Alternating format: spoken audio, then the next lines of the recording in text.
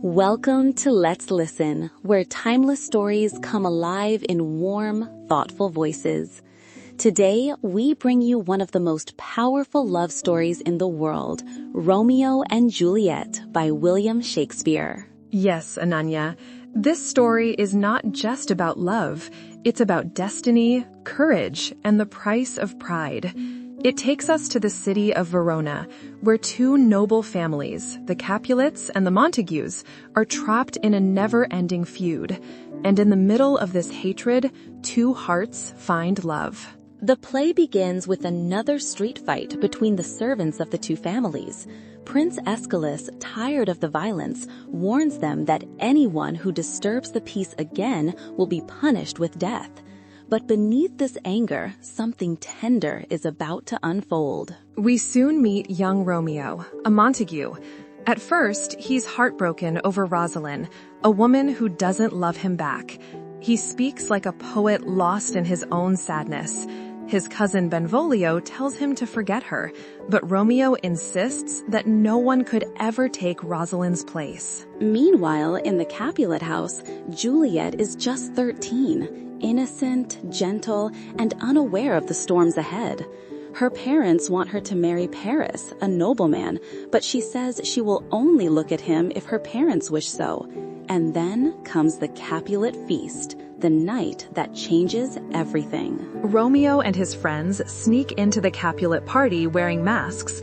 He goes there to see Rosalind, but when he sees Juliet, his entire world changes. They meet, they talk, they kiss, and only afterwards realize they belong to rival families. But love has already taken root. There is no turning back. That same night, unable to leave her behind, Romeo hides in the orchard below Juliet's window. He listens as she speaks softly into the night, not knowing he is there.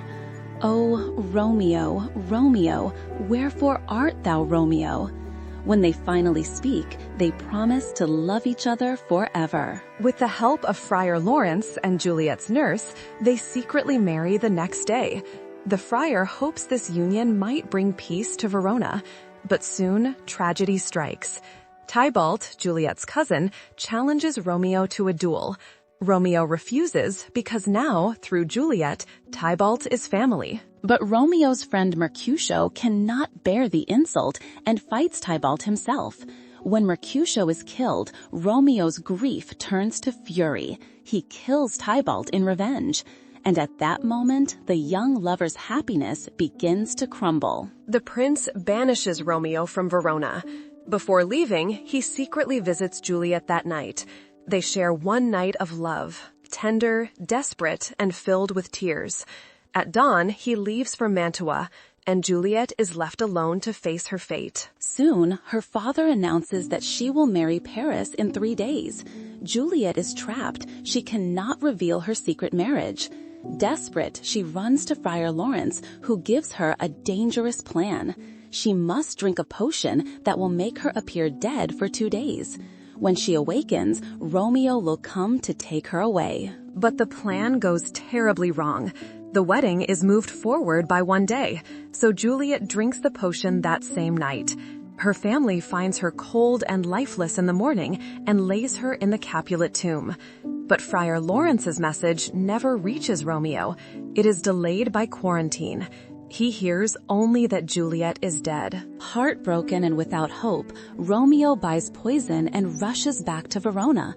At Juliet's tomb, he meets Paris, who mourns her death. They fight, and Romeo kills him. Then he enters the tomb and sees Juliet lying still and pale, her beauty unchanged. In that silent moment, he whispers his final words of love, drinks the poison, and dies beside her. Moments later, Juliet awakens, just as the friar arrives too late. She sees Romeo dead beside her. She kisses his lips, hoping to die from the same poison, but when it fails, she takes his dagger and ends her life upon his chest. Her voice is silent, but her love becomes eternal. Soon, the watchmen arrive, followed by the prince, the Capulets, and Montague. They find their children lifeless, holding each other in peace at last. Lady Montague has already died of grief over her son's exile. and seeing this final tragedy, both families vow to end their hatred forever. They promise to build golden statues of Romeo and Juliet, symbols of love that was pure enough to end an ancient war. It is both heartbreaking and beautiful, because sometimes love must die to teach the living what peace truly means. You've been listening to Let's Listen, where stories of the heart come alive through voice and emotion. Join us again for another journey into literature, love, and life itself. Until then, keep listening, keep feeling, and never stop believing in love that changes the world.